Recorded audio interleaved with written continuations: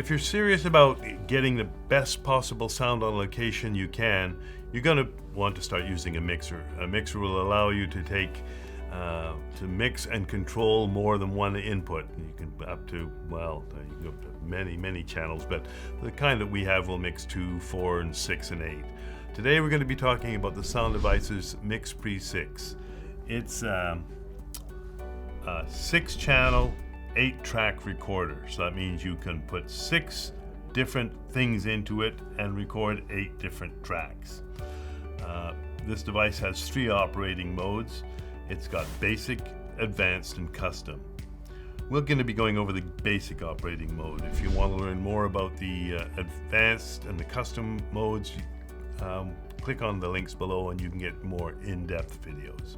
So I've got this one right now plugged into a little shotgun that I've got right here. Tap, tap, tap. Not this one that's recording me, but this one that's just going into the mixer. So in basic mode, you can adjust each channel settings by clicking on the channel knob. So I click on this and it gives me these menus here. The first is the pan. It says right there pan, if you can see it. So you touch the pan and you can see up at the top below my finger here it says pan, and it's got an arrow. Oh, we lost it, it timed out.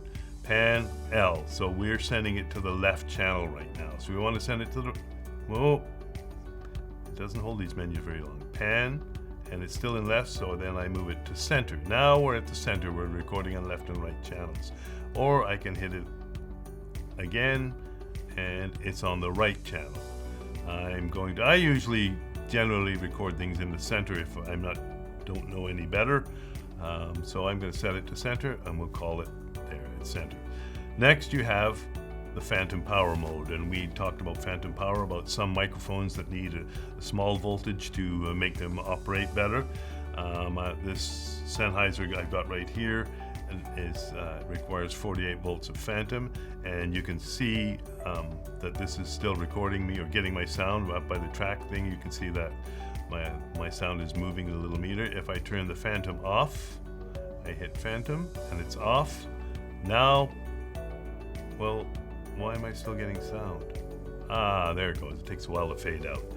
So there's no longer any input going in because I've turned the phantom power off. Turning it back on, and you should be able to see, yep, it takes a second or two, and now the green meter is moving and you are receiving my sound. It's a good idea to use phantom power to run your mics that require them wherever possible, because that means then you're powering and running everything from one battery. You've only got to worry about one battery changing. If you're powering it, the microphone like this microphone here, if I'm powering it from its internal battery, it could die and I might forget that I've got an internal battery in it. So if I'm using phantom power, I've only got to worry about one power source. Input to channel 1. So right now it's a mic. It says input mic, if you can read it right by my finger there. I press input again, and up top above it I can go mic, or I can, now I've changed it to line, and if I hit this again, now it's taking a line input, which I don't have, so there's no sound there. I hit input again, and I can change it to auxiliary in, auxiliary 2,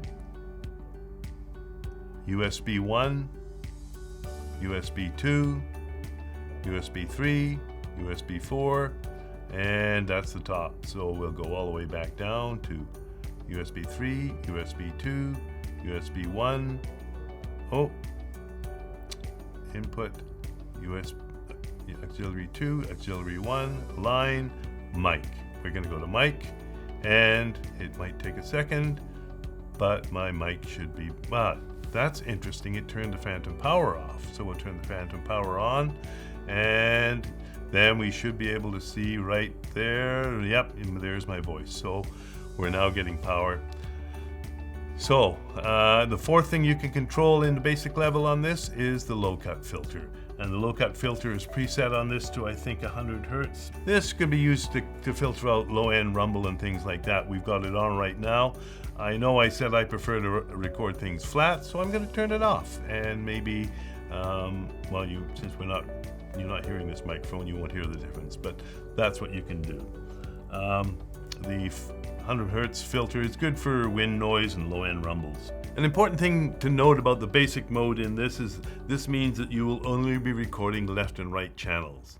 It means that your individual, if you've got 4 individual inputs into this, they won't be recorded as individual inputs. They will be recorded as a mixed stereo channel. So when you go to edit, that's what you're going to be working with. When you get into the advanced menu, you can separate things individually, and you can learn more about that by going online or to the links that we're going to post below. There's a lot more options. There's even a Bluetooth controller that would allow your iPhone to control this, or whatever Bluetooth device you've got. But that's all in the advanced menus, and if you want to learn more than basics, then please go and look at them. Thanks a lot.